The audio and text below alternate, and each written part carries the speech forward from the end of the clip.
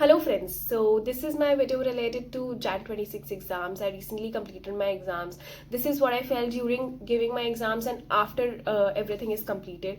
So I think most of you might have a different opinion. I'm okay with that. This is totally what I felt during this journey of my preparation and exams. So I'll be sharing that. First of all, I felt miserable after these exams. I am not complaining about the difficulty level. The problem with this was the consistency level.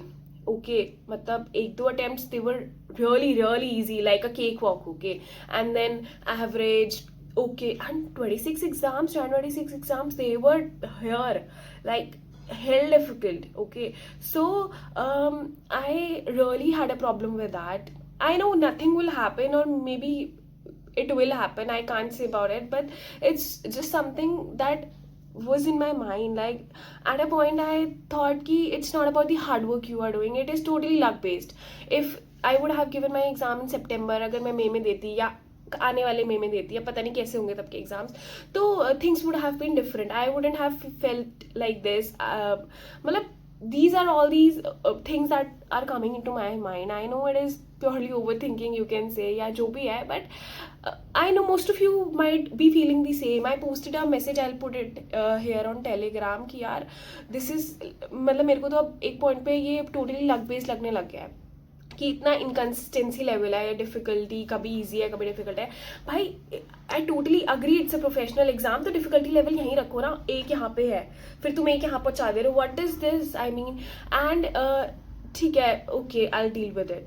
Then secondly what shook me was, मैंने past papers भी किए, मैंने कुछ चीज़ें की, and I was seeing the suggested answers. एक MCQ के दो आंसर्स है. What the hell is this. वहाँ पे जब हम एग्जाम लिख रहे हैं, हमारे पास इतना टाइम नहीं है. एक एमसीक्यू के लिए हम 2 या 3 मिनट लगा रहे हैं मैक्सिमम, एंड उसमें अगर हम ये कंफ्यूजन में है यार ये भी है ये भी है, यू नो कितना माइंड हमारा, I don't know what to say, like हमारा टाइम वेस्ट हो रहा है. देन वी आर थिंकिंग यार आंसर भी ठीक नहीं है, हमने पढ़ाई नहीं की है या क्या हुआ है. भाई हमने किया पढ़ाई यार, मैंने तो किया at least. I gave mock test, I did everything possible, and after doing all these things I am feeling like this. तो I don't know what should I do further. Like इससे ज़्यादा और क्या होता है, I am not able to understand.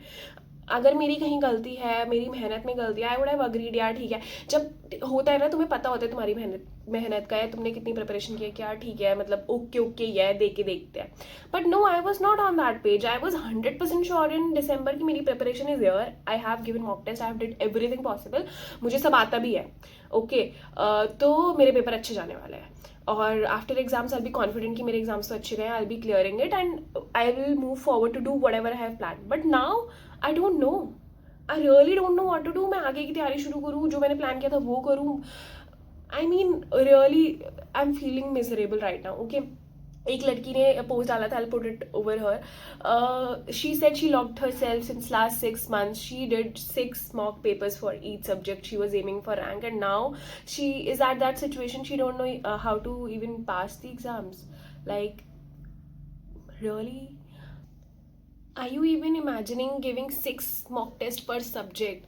So like it's not, she's not intelligent, और मतलब उसने पढ़ाई नहीं की है, मेहनत नहीं की है. Everybody who is at this page ना, या जिसको डिसअपॉइंटमेंट हो रहा है, उसने मेहनत करी है. But I have problem with few things over her, and probably I have problem with, भाई पेपर तो एआई बेस्ड बन रहा है, हमारा दिमाग एआई है. आर वी, यू नो, हमारा it is a human brain only, right? So at least treat it like that. We are not AI.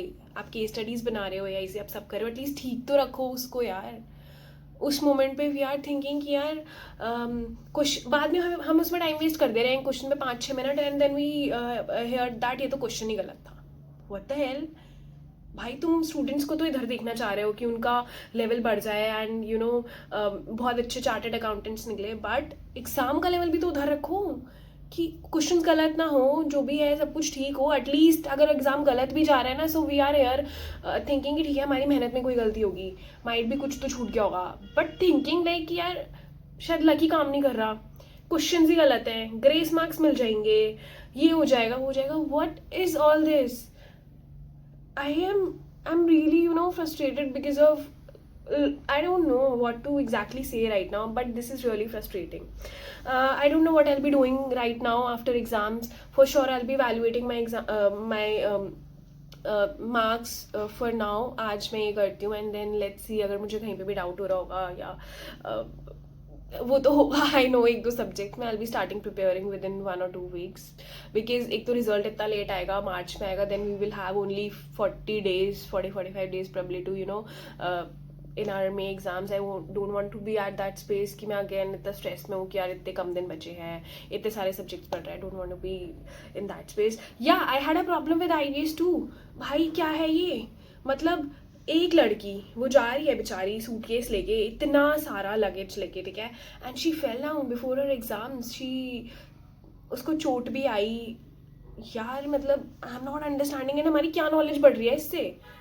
हमने लॉ और कॉस्ट तो दे दिया ना, चाहे जैसे भी दिया हो. अब वो तो आप लोगों ने हमें बोला है ना कि यार ऑनलाइन दो. अगर वैसे भी रहता वी वुडंट हैव कंप्लेंट की 8 सब्जेक्ट्स है. We were okay preparing for that only. Inter में भी तो कर ही देते हैं 8 सब्जेक्ट्स के लिए प्रिपेयर. वो आपने चेंज किया, it is up to you. देन अब 6 सब्जेक्ट्स हो गए हैं, तुम लास्ट सब्जेक्ट में ये सारा लेके आओ, क्या बोलते, सारी बुक्स लेके आओ, बोझा लेके आओ. What is the, I don't no यार. मैं सीरियसली क्या ही बोलूँ इस पर, मेरे को तो कुछ सेंस समझ नहीं आ रहा. भाई एक सब्जेक्ट दो. जो ओल्ड कोर्स होता था मेरे, जो कुछ लोगों ने उसमें क्लियर किया, दे वर सो हैप्पी. भाई एक सब्जेक्ट पढ़ना है, ठीक है, वो भी जो उनका मन है 6, मतलब तुम्हें अपना चूज करना है. एटलीस्ट कुछ नॉलेज तो जा रही है, कुछ कर तो रहे हो तुम उस नॉलेज का. जो भी सब्जेक्ट तुमने पढ़ा है, इससे क्या नॉलेज गेन हो रही है. Might be I am wrong. Please if anybody is watching who have a different opinion, I am open for all the comments. I read that. I want maybe कि मैं ही गलत सोच रही हूँ यार, क्या पता, हो सकता है. But IBS is totally waste of time यार. तुम अपना पूरा लास्ट दिन अपना, तुम्हें पता नहीं है एक दिन पहले क्या करना है, ठीक है, प्रॉपरली गाइडेंस नहीं है, कुछ नहीं है, एंड देन तुम बस पैकिंग कर रहे हो. सारी बुक्स ले जाओ वहाँ पे एंड जाके बस खोल के बुक्स देख के आंसर लिखना है. क्या तुम हमारी राइटिंग स्पीड की प्रैक्टिस ले रहे हो? वो तो तुम ऑलरेडी इतने एग्जाम्स में ले चुके हो, क्योंकि सारे एग्जाम्स तो लेंदी होते हैं. तो राइटिंग स्पीड की प्रैक्टिस नहीं लेनी, इंटेलिजेंस लेवल चेक नहीं करना. तो क्या ही चेक करना है इस एग्जाम में? इससे बड़े एक बढ़िया सब्जेक्ट हो कि पढ़ने में तो मजा आया भाई, कि हाँ ठीक है नया सब्जेक्ट पढ़ रहा है कुछ. Okay, it's just my opinion. Clearly shows how frustrated I am after my exams, but what I can do. I'll say all the best to you guys. अपना plan करो क्या आगे करना है. If you want anything, if you want to connect with me, talk to me. I'm here. Let me know in the comment section. I'll give you my email ID, my phone number, whatever you want. Okay, thank you. Bye.